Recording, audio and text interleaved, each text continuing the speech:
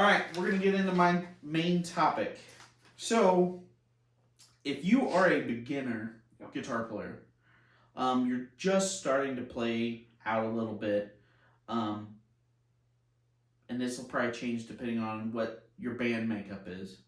But what's the best way to fit in the mix? If you're trying to fit in the mix of everything going on, like where do you start?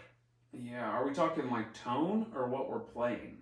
So we're talking guitar, and let's say you have a keyboard player, another guitar player, a bass player, drummer, singer, and you. So you're another guitar player plus there's a keyboard player. Oh yeah. So like, how do you address fitting in the mix? Yeah, so I think whenever you've got a big full band like that, and maybe even another guitar player, you've got to find the frequencies that probably are not the most pleasant thing in your bedroom.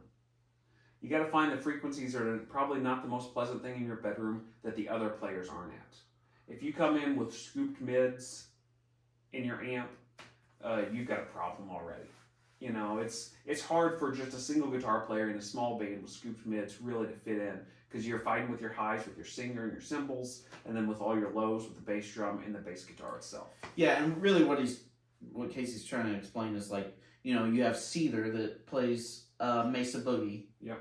And it's a kind of a scoop sound, and that's a 3-piece. You have, you know, guitar player, bass player, drummer. That wide frequency and the scoop mids, it works for a 3-piece, but once you get all those instruments, especially a keyboard player, because they're in that kind of low mid category anyway. They kind of cover everything. They do. You know, you listen to the low note they play and the high note they play. Yeah, we know they're in the middle most of the time, but they cover everything. Yeah. So it's really hard. I think you got to kind of pinpoint also what the other guitar player's doing. The other guitar player walks in and he's playing a Fender Blackface amp, and he's playing Tellys and Strats a lot. I think you probably look at the other direction. You know, I think you look for something, you know, probably pretty mid-heavy, because Blackfaces are known to be a little mid-scooped. And maybe you go like a completely different sound with it. Maybe you go Marshall, maybe you go Vox.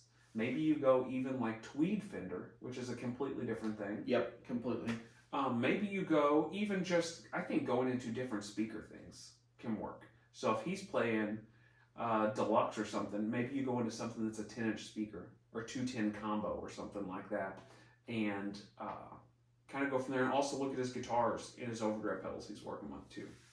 Because if you're both, you're fighting with the whole band in the mix, but if you've got two guitar players, you're fighting them the most, right? Mm-hmm. So you really kind of need to distinguish yourself. You probably need to find out exactly where he's at. You know, if he's playing single coils, Tele Strats type stuff a lot, maybe move to something like a P90. Maybe you can move to humbuckers, you know. So if you're a lead player in that band, yep. How are you going to distinguish yourself? Well, I'm going to, me personally, where would I go with it? If he's playing a Blackface Fender, I would probably look at doing some type of Vox, is honestly what I would do. I think they would complement each other well.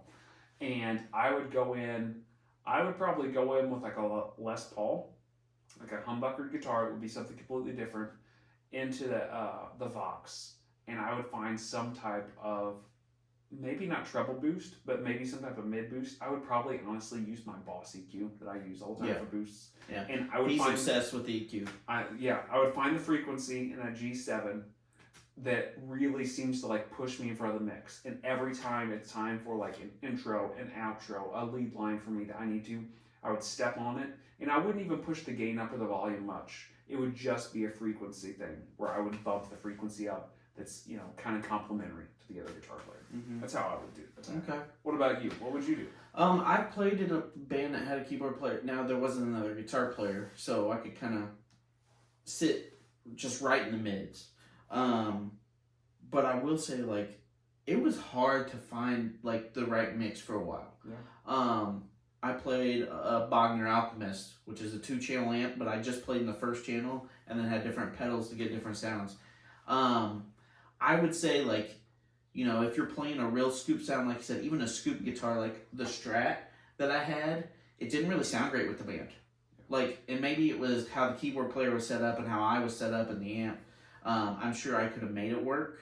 had more headroom. Yeah. But I didn't have a whole lot of headroom in the amp, so actually a Tele worked great. Like it just punched through a little better, and something as simple as that really helped a lot. An SG is pretty mid pushed. I had that too.